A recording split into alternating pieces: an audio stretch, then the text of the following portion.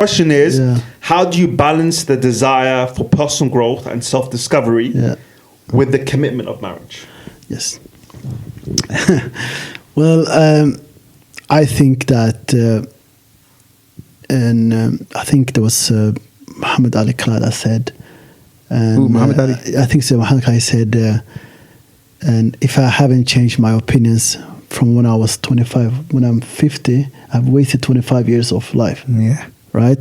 So I think that if you have lived every day in your life, you have to change. Every day you have to get, because new information is new change. If you don't if you don't use the new information to change and to develop for the better, well, then you wasted a day of your life, wasted a day of month, a year, of everything. I think a lot of people see marriage as an end, especially us men in this country. You know, there's a big joke going on now on Instagram now that said, if a woman is getting married, everybody's cheering her. Oh my God! But if a man is getting married, it's funeral. It's like a funeral, or like a decease, for example, right? Yeah. Oh, have you heard what's happening to that guy, right? But if you, for example, when I go back to Somalia, for example, right, and I think this is very much in a lot of Muslim countries, men are also happy for you when you get married, right? And then, oh, I'm getting married, like, oh, you're establishing a family now. So I think that you should view marriage as a start of your new life. Right. This is the second part. This is like when you were young and then you became a teenager and you become like a young adult. Well, when you become a proper adult when you get married, you are not a proper adult if you're not married. Even if you're 40 and you're still unmarried, I don't think you are a proper adult because you haven't seen that side of life yet.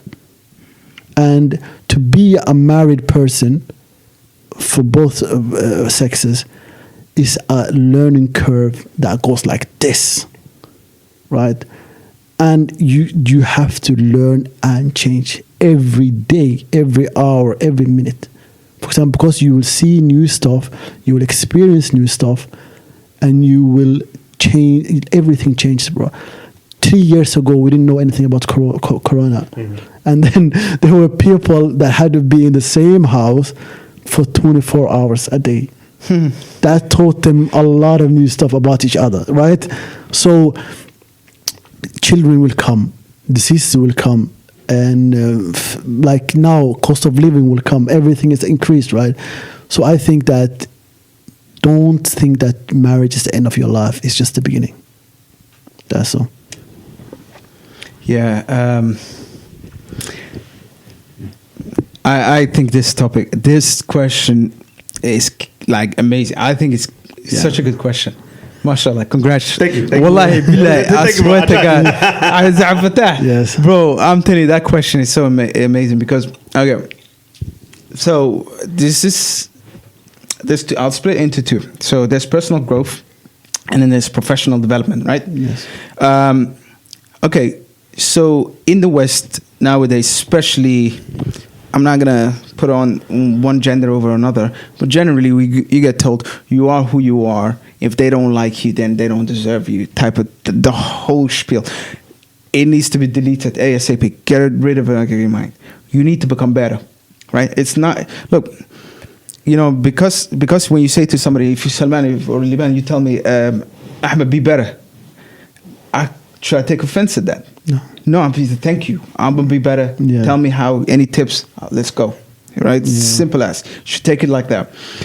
Problem is that we get told in marriage now, if the other person is telling you, and it happens to the men folk, where we get, if you tell a guy, oh, you're not good enough, what happens is they go depression mode straight. Some go into depression mode, saying, oh, well, this is all I could do, blah, blah, blah. And if you tell a girl that you're not stepping up, you're not this or that, also the same thing, right? And or they get told that the guy doesn't appreciate her, right? Look, get rid of all of that. Start from the basics. You get married, start from a clean sheet. You're starting from zero. Doesn't matter if you're a doctor. It doesn't matter if you're this, that. Doesn't matter anything. you're starting from a point of zero. Your personal growth starts from here. You're only going to get better from here today onward. You're supposed to help each other get better. Communicate a positive way where you both pick each other's up, right? Here's your gaps. Here's your gaps. I'm gonna cover this. I'm gonna cover that. And you just rise together, right? Now, when I was getting married, it was very important for me to get to know somebody who was adaptable, who I could, because I swear I didn't know where I was going in life. I knew I was going somewhere, but I didn't exactly know what. Today it could be that. Tomorrow it could be. I just needed somebody to be adaptable, because I've spoken to people before that would say, "Oh, so what do you do? What do you study? What are you gonna do in 5 years' time?" And look, it's good that you have a plan. But if somebody says, if somebody says to me, "Oh, in 10 years' time, I will be in this position and I will do this," personally, I think that's boring for me, Ahmed. You know what I mean? You got to have an element of uncertainty in there, because you don't know where you're going to go, right? You're going to have a big goal. So long story short, you, as a guy, this is for the boys, for the young men, have a mission in life. Forget anybody else. Just have a mission in life. On the way to that mission, get married. So the mission, like you said, is not to get married. This is, I want to get a job. I want to get a good career, and then I will get married. Yeah. Like what? That's your end point. No, do what you need to do. Yeah. Find a good woman. She's going to join you on your journey. Says, "Tafaddal, please join. I'd love you for you to join this journey," and then keep going. Right? Because if you do that, you'll have a balanced life, But so what I'm saying is, as well, if you're a female, if you're a woman, please help your husband in areas where he's deficient. We're incredibly stubborn, like we have a bit of an ego. We're prideful, right? So excuse us for that, but it's important that we have that. It's the only thing we got, you know what I mean? Alhamdulillah. So, but we gotta be able to take on our issues and keep improving. And for the women, if we say anything to you, don't take it like as a negative thing. So I just want to add on that, and there's a Somali saying that says that you won't reach a man in one day. There's a man that's 1 day ahead of you. There's another man that's 1 year ahead of you. There's a man that you will never catch him. And the man that has like a 1 day ahead of you is a man that has a better horse than you, or like a vehicle than you, because he's faster than you, right? And then you have a man that's better, like you won't reach him a year. It's a man that has, like, for example, a better harvest, for example. And there's the last man is a man that has a better wife than you. Because, and the certain area we are now in, both sexes are told to view each other as enemies, which they are not. Yeah. We're supposed to be there to, like, rahmanik, we're supposed to help each other. And I'm telling you, like, all of you boys, young boys, you won't have a better friend or a partner or like that supporting you than your wife. I'm just telling you. If you don't have that, 10 of your friends cannot cover that part. Yeah. Right. I agree. If you have her in your corner, boy, you can conquer the wall. I'm telling you. Yeah. Because you need that person believing you. And women are very good in that. Right? But the thing is that we are told not to be like simps or better. This weird words like that have come in our vocabulary the last 3 years, I think so, right? this what is it called? Like, this and alpha, beta, stuff like that. Yeah, it's I'm saying that that's how a lot of men say that to women, that like horoscope stuff like that, right? Yeah. I believe the same thing for a man. If a man says alpha, beta, bro, I'm disconnected immediately. Right? So I think that you should see your wife as a person that's there to help you, right? So include her in your plans, right? Because if you set up a mission, well, if this person is going to be with you your whole life, why are you hiding that from her? You should include that person in your life. But the thing is that you should view this person as your friend, as an ally of you, not as your enemy. I was just going to add that, yeah. What I'm hearing from you guys is that marriage so we know marriage can be and is a very supportive environment. Yes. But there can also be a challenge of maintaining individual identity sometimes. Because when you get married, like you just become a swell, you become a we sometimes, as opposed to individual entities. And one of the key ways for you to maintain your commitment to personal growth and self-discovery is to make sure that you you bring with you on board someone who shares your approach or your mindset or your commitment to these values. And the other thing, as you mentioned, Ahmed, and the other thing which you've mentioned, Liban, is make that person a key confidant. Yes. In your approach to this or in your strategy to this. Involve them at every stage. Yes. And that works for both, to be honest. Of course. Involve them and be communicative and understand that this person is going to be your number one supporter. 100%. This is the key pillar for you in terms of achieving the things that you want to achieve. And yes, that was amazing. On the next question, and this relates, we have our own unique experiences as people from the backgrounds we're from, Somalia and Eritrea, and growing up here in this Western context. So taking that into consideration, how do you feel cultural and social expectations impact the way unmarried people perceive marriage? Especially because obviously it can be a broad question, but specifically people from our backgrounds, how do you think it impacts how they perceive marriage?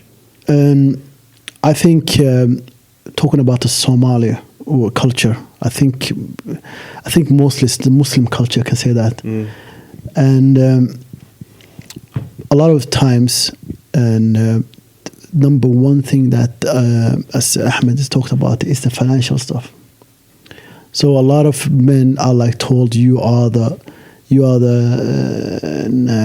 breadwinner. You are the breadwinner. You have to do everything. Of course, in this day and age, it's very difficult to maintain that. So I think the biggest problem with a lot of marriages now is the finance, and mostly it comes from culture. Islamically, bro, you can be poor and get married. Right, I think it's mostly a culture thing. That's like I remember in Somali culture, you have to pay 3 kind of price, 3 dowries, bro.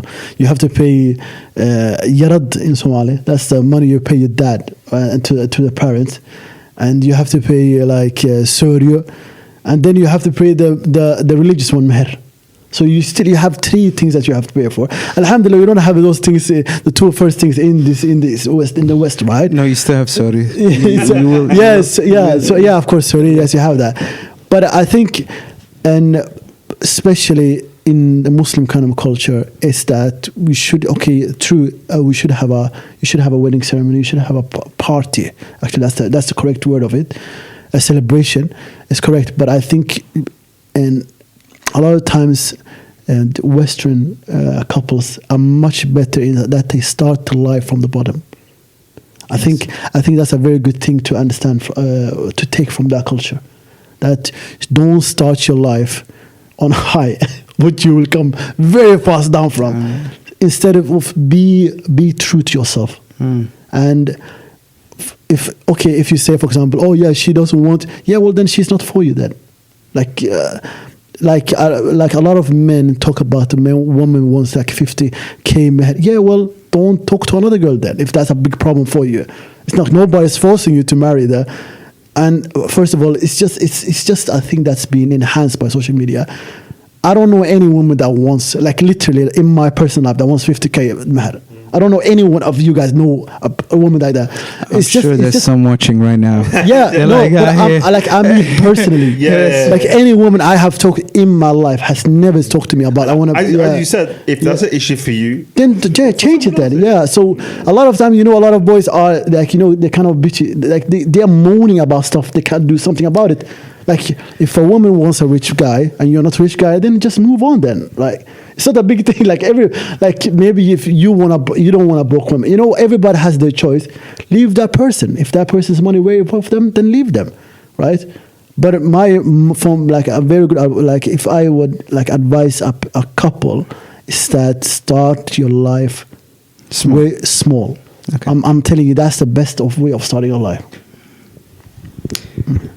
Yeah, it's interesting. You know, the societal and cultural challenges to marriage in the UK, right? In Western context, right? Especially the expectations that those contexts build for unmarried people's expectations for marriage. Sure. You know, as you get closer to 30, you get this serious pressure. Dude, why are you not married? Why are you not married? How could I? What happened? What happened to you? You know, are you like they come at you from all kinds of angles, right? From the cultural side, like you should have been married 10 years ago, 10 years ago, whatever. When I was your age, I was married. You get that. My kids are, they come at you from those sides. I was an A student and I was married when I was 19. And I was 30 miles every day. Every day.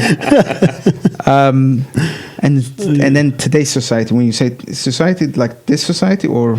So the culture, you mean our culture, East African, and then, society is Muslim, this society, specifically Western, our society. So it will be Western for us. Western society, the expectations with Western society and the cultural society.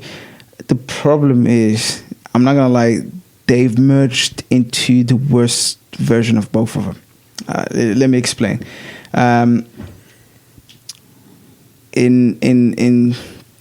In Western society, they expect you to get married after you've got a career, so later down in the life, right? So that's what happens with us, right? In our culture, in our culture, they expect you to pay meher, which traditionally, I think, don't quote me on this, but I remember briefly looking at it at some point. It was always expected to be like somewhere to the region of £400, £500, £600, something like that. It was supposed to be a nominal, small, certain amount of money to kind of officiate the wedding and make the wedding happen. I could be wrong, but what I mean is not 50k. It's not 20k. Even the Prophet Muhammad, the advice is that the lower it is, the better, the more barakah. 100%. And it was always meant as just a gift. Yes. Not somehow as your insurance, 100%. Which I think a lot of people look at it. You think of it as, it's my insurance just in case something happens. That's not what matters. No. 100%. Matter of fact, for any young man watching it today,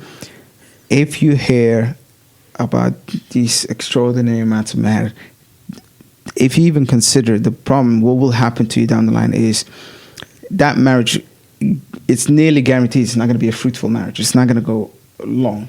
From what I've seen, from it's not going to go the distance.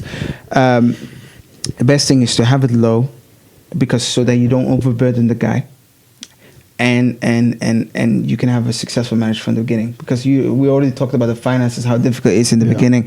So that's that point.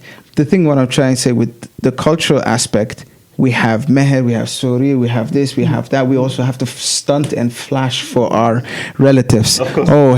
He got married in this style, and she got married. You know what I mean? There was this wedding, big wedding. So it's a cultural sort of competition happening here, right? And the societal thing is happening here, which is get married later, right?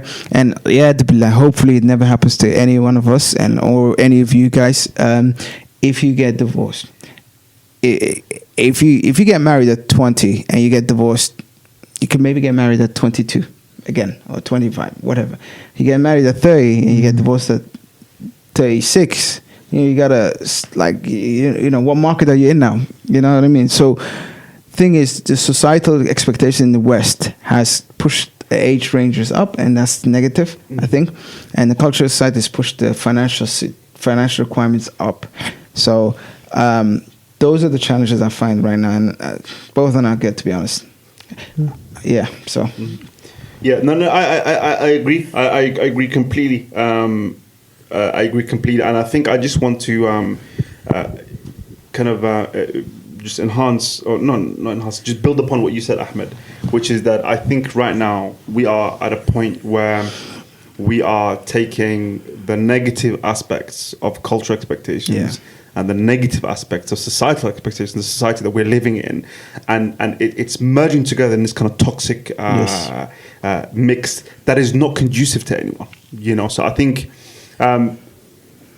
there's khair in the societal way of thinking in the society. Of course there is. There's khair in anything. Absolutely. Depending on how you look at it and depending on where you find it. Yeah. And of course it's khair and good in our culture. I think it's important for us to be able to take the good from each and imbue it in ourselves and in our relationships, because I think a lot of people are getting things mixed up. A lot of people are taking certain things and trying to incorporate them into how they view things when it's an incomplete picture. A guy will look at his situation at home with his parents and try to take that model and put it on his future partner completely as that model. What you don't understand, of course, is not only are they from a completely different cultural and societal paradigm to you, but you also don't have the full picture of their relationship. You only know what they see, and it's like an iceberg with their relationship. You only see the tip. You don't see the sheer scale of it underneath that they keep hidden from you, that you don't appreciate the nuances of.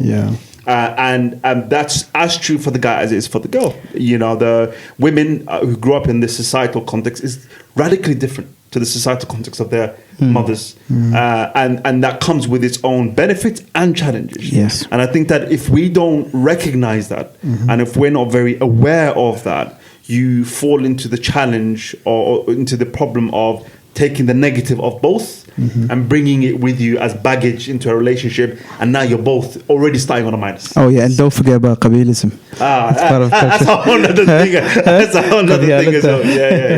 Yeah, of course, a lot of cultures have negative things. Of course, that's normal. I agree with you 100%. That's normal. Yeah. So no, I completely agree, and thank you guys for that.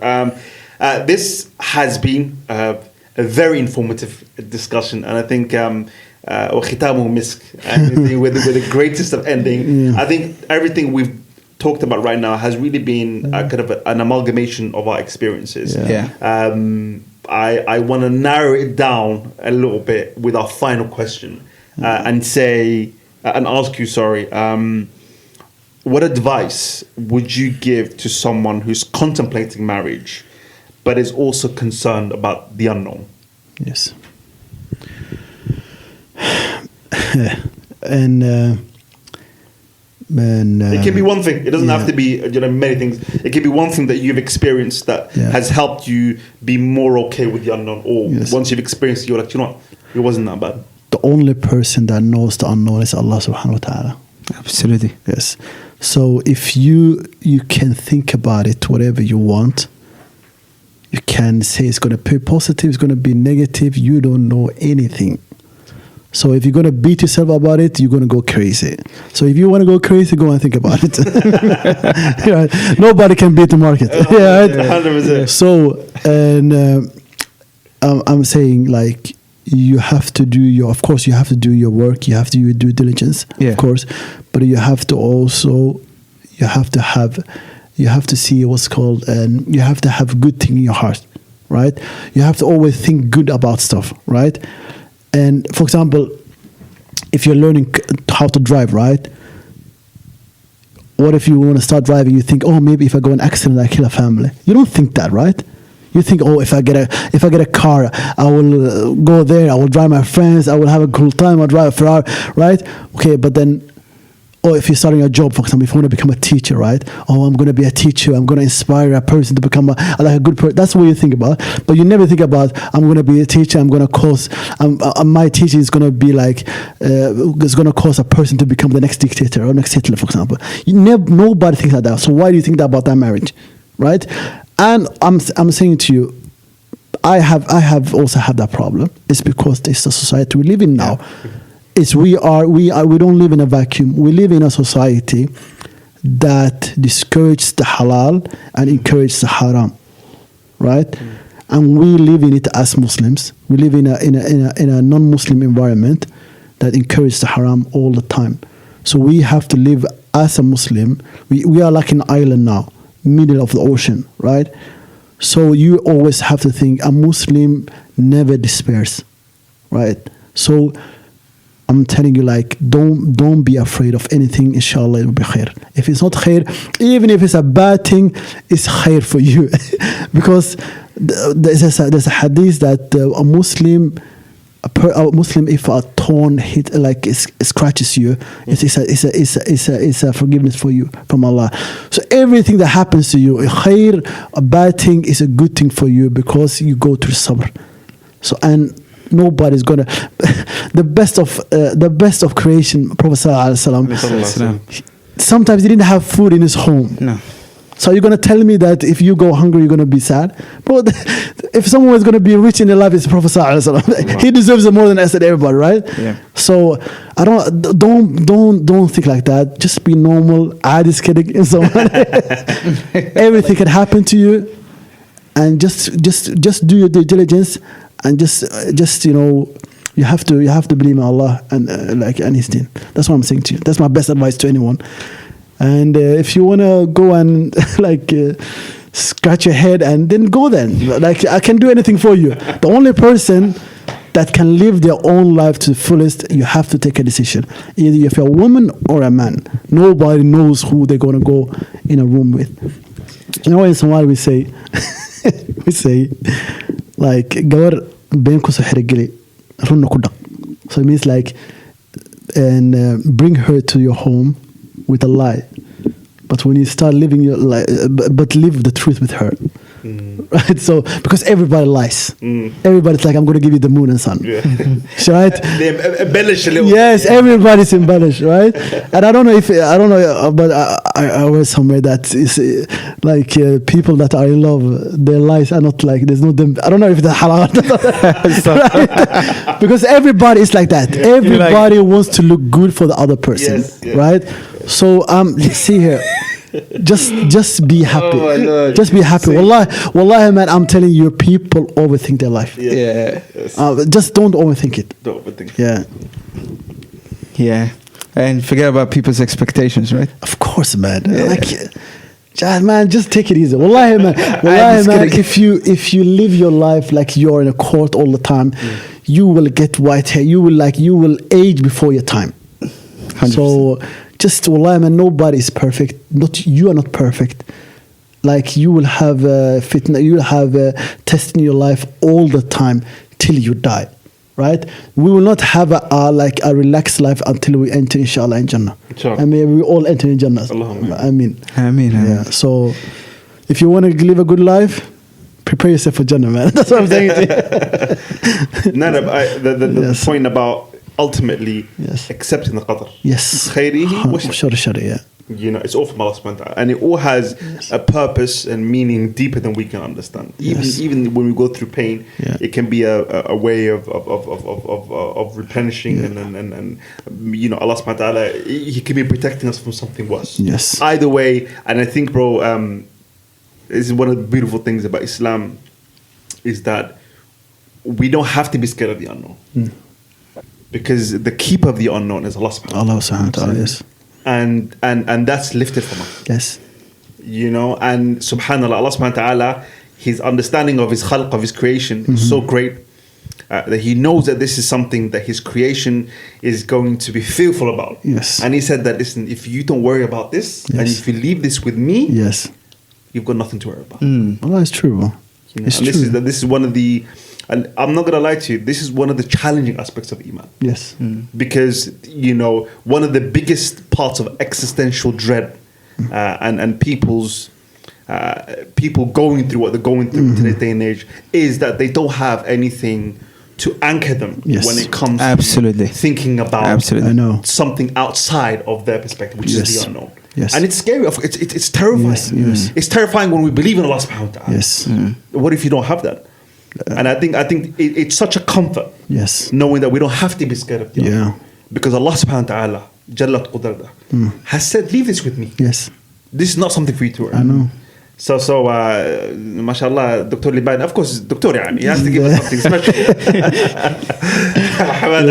But wallahi, man, and I just want to add that, as I said, we don't live in a vacuum, right?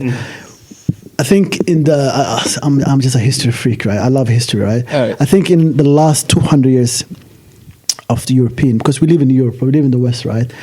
Their ideology has been dominated by utopians. Every ideology that has come since the Industrial Revolution is we can fix everything in society. That has seeped in our education. It has seeped in our, even like you are the constructor of your, you are your, you can construct your future. Nobody can construct your future. If you do that kind of thing, we have all of this new age thinking is that we can fix every problem. The idea that we are our own God. Yes, or literally. Yeah. It's the literal utopians. All of this capitalism, all of the communism, they're all trying to solve life's problem, and you cannot solve life's problem. You can just try to make them easier. Right. 100%. So, and the thing is that we live in the best of our time. No, bro. Everybody lived in the best time. There's a reason why you live, right? It's because your ancestors survived, right? So they survived on lesser things, right? They survived they didn't have vaccines or drugs or food in the mini market, right? They had to really work for their right, and they survived because you are here. You are the testament of their survival, right? So, stop being utopians. You can never be perfect. You can never be the best of you. You can't do shit. I'm just saying to you. You just have to try your best. And that's it. In your deen, in your dunya, try your best. If it doesn't happen, alhamdulillah. If it happens, Rabbil Alameen. That's it. Yeah. Allahumma barik. Yeah. How am I going to follow that? Subhanallah. Now, I'm just... I tell myself that every time. I'm just saying, even me, right? It starts with Wallahi, man, I have to tell myself that because we don't live in a vacuum. We are affected by this despair 100%. society that just hate.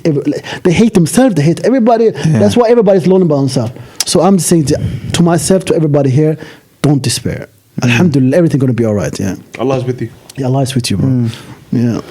Man, so did you say advice to final advice? Yeah, so basically advice to someone who's contemplating marriage. Yeah. And maybe who's afraid of the unknown. Yes. All right. So first and foremost, I would say, for advice, there's a lot of talk shows, podcasts, people that are experts, therapy experts, blah, blah, blah, all of these people. I'll tell you, this is how you should live your life. This is how you put it to the side for a second. I would say to you, if you're really serious about marriage, isolate yourself away from the internet for a few months. Just try as much as you can. What I mean by that is just minimize Instagram usage if you can. Delete the app for 6 months. Just delete it for a bit, and find your base. Find what you want in life. Define that. Put it down onto paper and say, this is what like. For example, question: would you like your career? Do you want to? Is your career more valuable to you than a mashallah beautiful marriage, long lasting? Which one is more important, right? Because in the West, this is the question that gets asked to you: do you care about this or do you care about this? Well, if you care about this is what you got to do. And sometimes we forget about marriage, right? So ask yourself, what's important to me? If you're a young man, what's your mission? If you're a girl, who do you know? Oh yeah, this is actually this piece of advice I would say to women folk, and open yourself up to suggestions and recommendations from your friends, family, peers. You do not have to go get a guy from on your own. You don't have to do it on your own. You don't have to do something crazy. You don't have to put yourself out. Just say, hey guys, I am looking for somebody. You don't have to feel ashamed about it. Mm-hmm. It's natural. That's the best way, because you get better qualified leads for you, because the people that get sent to you, they're qualified. They're like, this person sent them to me, they know me, and therefore they're going to be a better fit for me. Try it. Just try it once. It's really difficult, but try it, especially for the women. I would say that. And for the guys, this is not arranged marriage. Just try it. I got one family member, if I say to him, hey, yo, I got something for you, he'd be like, you're trying to set me up on arranged marriage. It's not. It's like, it's the best. It's the best way to take it. So secondly, avoid and forget everybody's expectations. That's the number one thing I would say to you. And finally, I would say, when you look at non-Muslims, white people. Let's just, as example, 2 white people. They met in college, they worked together, whatever, and they got married. I believe that their hurdle, their challenge of being married, getting married, and staying married is a million times more difficult than 2 Muslims getting married. Because when you look at 2 Muslims, what they have in common, man? They got 90% of their morals completely aligned. Like everything is nearly aligned. Like the deen aspect, you don't have to argue about it. It is what it is. This is what it is. We both got to follow it. This is the, you know what I mean? They don't have that, and yet they somehow try to manage it, right? Go back to the sunnah, go back to the deen, follow that, and you will have sound footing. Without that, you're just going to be on a merry-go-round forever. Last thing I was going to say, I used to work in an organization called YSP, Young Somali Professionals. And so we'd have a lot of professionals come through. There are, mashallah, well, I love our people. I love my people. I love our East Africans. You guys are, probably majority is Africans, right? You guys are amazing people. Some solid truths. The women, mashallah, they're, from what I've seen, and I'm talking about hundreds of professionals, they're way more educated than the guys in general. Minimum degrees, minimum masters, they're out there, mashallah. And for them to find a match for them, they want somebody on their level or higher. And it's slim pickings. It's really difficult. So I would say to you, wallahi, one strong suggestion for me to say to you is join a community somewhere. Go to the masjid, engage, start learning Ashar Deen lessons somewhere. Just do something for the benefit of it, and also that you're part of the community, and through there, some khair will come to you in the form of a potential spouse, like the best spouse you can get.